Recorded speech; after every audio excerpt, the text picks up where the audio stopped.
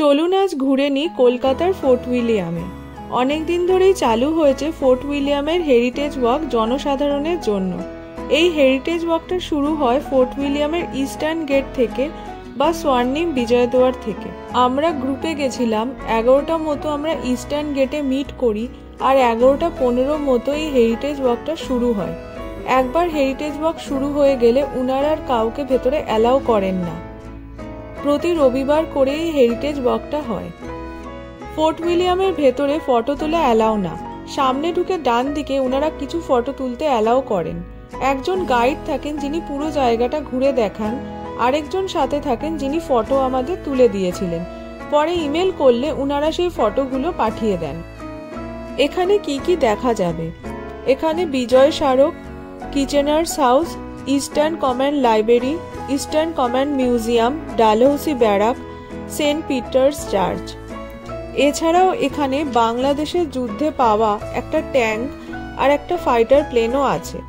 এছাড়াও দ্বিতীয় বিশ্বযুদ্ধে ব্যবহৃত বিভিন্ন আগ্নেয়াস্ত্র, কামান মিউজিয়াম, কামানের গোলা কি করে ব্যবহার করা হতো এগুলোও জানতে পারবেন। বিজয় সড়ক থেকে আমাদের ট্যুরটা স্টার্ট হয়। এটি ঢুকে ডান দিকে আছে, রেড রোড থেকেও এটা দেখা যায়। বিজয় সড়কটির 3টি স্তম্ভ আছে। এই 3টি স্তম্ভ ইন্ডিয়ান আর্মি, ইন্ডিয়ান নেভি আর ইন্ডিয়ান এয়ার ফোর্সকে রিপ্রেজেন্ট করে। এটা 1996 সালে তৈরি হয়, 1971 সালের ইন্দো পাক যুদ্ধের 25 বছর পর। যুদ্ধে শহীদ হওয়া জওয়ানদের নাম এখানে উল্লেখিত আছে। কিচেনার্স হাউস, এটা 1771 সালে তৈরি হয়। এটা ট্রেজারি গেটের কাছে আছে, যেটা 6টা গেটের মধ্যে একটা গেট। এখানে ঢোকার মুখে একটা রয়্যাল বেঙ্গল টাইগারের পেন্টিং দেখতে পাওয়া যায়। এখানে একটা ডাইনিং টেবিল আছে যাতে 26 জন একসাথে বসতে পারে। বর্তমানে এটি অফিসারদের গেস্ট হাউস হিসেবে ব্যবহৃত হয়। এখানে কিছু রুলস আছে, যেমন স্যান্ডেল বা স্লিপার অ্যালাউ না, কভার শু পরতে হবে, গভর্নমেন্ট আইডি কার্ড ক্যারি করতে হবে যেটা দিয়ে আপনারা বুকিং করেছিলেন, একটা জলের বোতল ক্যারি করতে হবে। ই রিক্সা বা টোটোর ব্যবস্থা আছে বয়স্কদের জন্য, কিন্তু তাতে লিমিটেড সিট আছে। ফোর্ট উইলিয়াম যেতে হলে আগে বুকিং করতে হবে।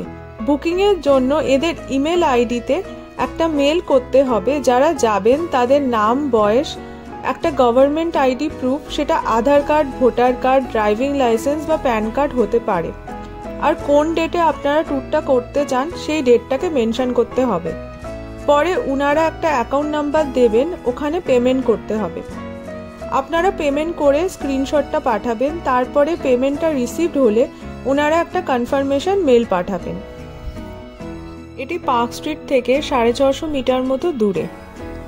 ডেসক্রিপশানে এক্স্যাক্ট লোকেশনটা আর কোন ইমেল আইডিতে বুকিং করতে হবে সেটা মেনশন করে দিলাম। এন্ট্রি ফিস 300 টাকার মধ্যে।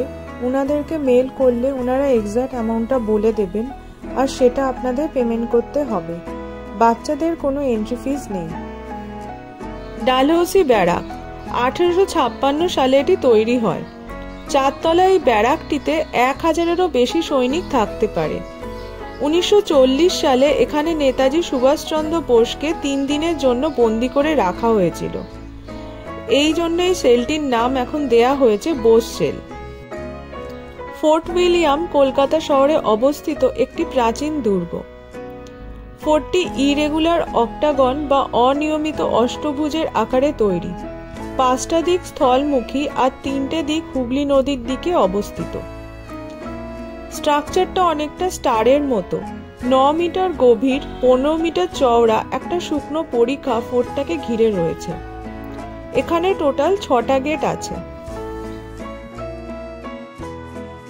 সেন্ট পিটার্স চার্চ, এটি 1828 সালে তৈরি হয়। বর্তমানে এটি ইস্টার্ন কমান্ড লাইব্রেরি হিসেবে ব্যবহৃত হয়। এখানে দেশি বিদেশি লেখকের নানান দুর্লভ বই আছে। উনারা একটা ছোট স্ন্যাক্সেরও ব্যবস্থা করেছিলেন, তাতে ছিল চা বা কফি, সিঙ্গারা, মোমো, চকোপাই, জিলাপি। আমি সবাইকে রিকোয়েস্ট করব একবার সবাই এই হেরিটেজ ওয়াকে অংশগ্রহণ করুন। আমাদের ইন্ডিয়ান আর্মির নানান তথ্য জানতে পারবেন, নানান ঐতিহাসিক ঘটনা যেগুলো আমরা জানি না সেগুলোও আপনারা জানতে পারবেন।